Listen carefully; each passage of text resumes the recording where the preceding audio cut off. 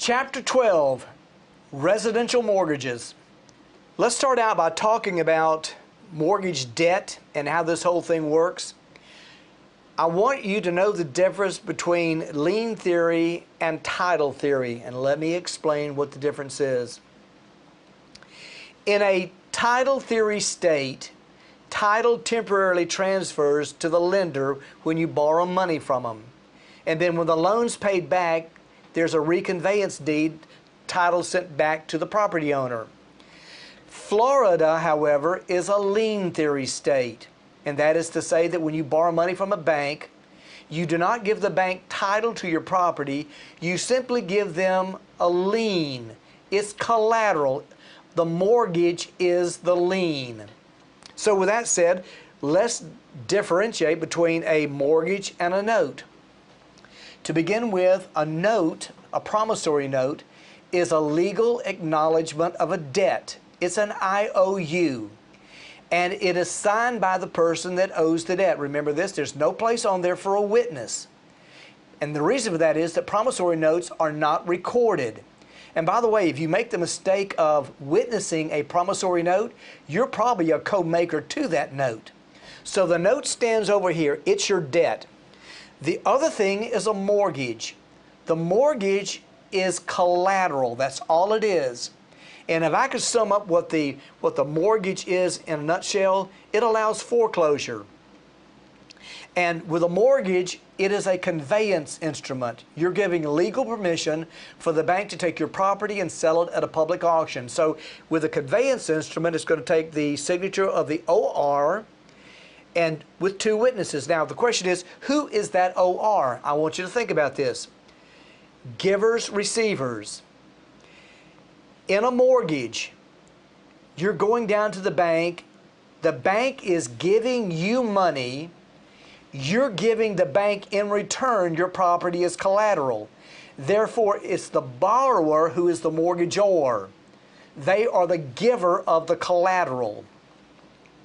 So when we borrow money, we're going to give the bank collateral. An easy way to do this, you know what it's a lot like? When you borrow money from a bank, it's like you're giving your property as a hostage. And what you're basically saying is that as a hostage, that there's a ransom note and you've got to pay that ransom note back. And as soon as you pay the ransom note back, they're going to release your hostage. If you don't pay the ransom note back, they're going to execute your hostage. And how they're going to execute it? They're going to foreclose. So if you can just see the promissory note as a ransom note and the mortgage as a hostage, basically that's what's happening. You're giving your property as a hostage in lieu of that promissory note. When you pay it back, they're going to give you a satisfaction, a mortgage. They're going to give you your hostage back. But if not, they're going to foreclose on you. Essential elements of a mortgage. There's going to be a promise to repay, a promise to pay your taxes and insurance, a promise to maintain the property. And you're not going to believe this, there's also going to be a promise not to move the house from the property. I bet you didn't know that was in there. Now there's other elements of a mortgage. Let's talk about prepayment. A borrower can prepay their debt anytime they want to without permission and without a penalty, unless that mortgage note very clearly specifies that they can't. Another important clause in a mortgage is the acceleration clause. Let me tell you where that comes from. If that borrower defaults, in order for that bank to go through the foreclosure process, that loan has to be called due and payable in full. That's called the acceleration clause, and here's why. You cannot foreclose something that is not delinquent. So how do you foreclose an entire debt? You have to call the whole debt due and payable. That's what the acceleration clause does. In addition to the acceleration clause, we have the due on sale clause. Let me tell you what the due on sale clause says. It says that if you want to sell your property and let somebody come in and take over your debt, you probably can't do it unless the lender approves it. That due on sale says that here's the deal. If you want to sell your property and let somebody assume your debt, get the lender's permission, because if you fail to, that due on sale is going to click in, and if that debt's not paid out, you're in default.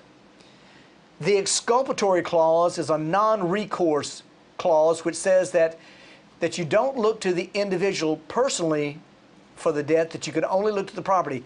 This is not found in residential loans. This is found more in large commercial loans. The down payment obviously is your equity. The loan-to-value ratio is simply a relationship between the loan amount and the value of the property. When a bank makes a loan to you, it's going to be based on a loan-to-value ratio. They're going to give you an 80% loan, a 90% loan, a 75%, whatever that is. It's going to be based on either the contract price or the appraised value, whichever is the lesser of the two. Interest rates simply yield. Now let's talk about discount points. Discount points are prepaid interest. That's all it is. In other words, you're buying down your interest rate. You're paying the lender points up front to get a lower interest rate. And the way that works is simple. That for every discount point that a borrower is charged, it increases the lender's yield by 1/8 of 1%. The way that it's calculated and paid at closing, 1 point equals 1%. So if I'm charged 2 points at closing, 2 points equals 2% of whatever my loan amount is. It increases the lender's yield, though, by 2/8 of a percent. In other words, 1/4 of a percent. They're making 1/4 of a percent on my money, and they're collecting it up front. Now, my interest rate won't go up, but because I paid those points up front, it will appear that I did.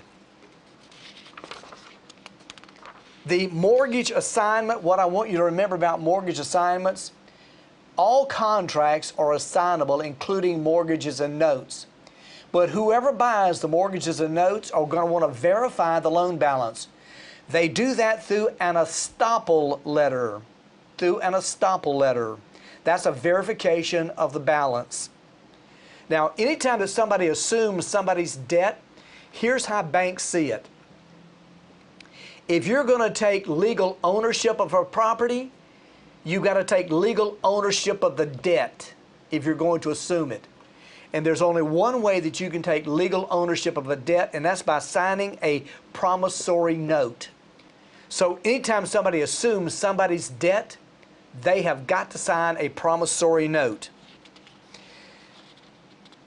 Anytime that a person defaults on their loan, there's going to either be a judicial or a non-judicial foreclosure. The non-judicial is where you simply give the property back to the bank. It's called a deed in lieu of foreclosure.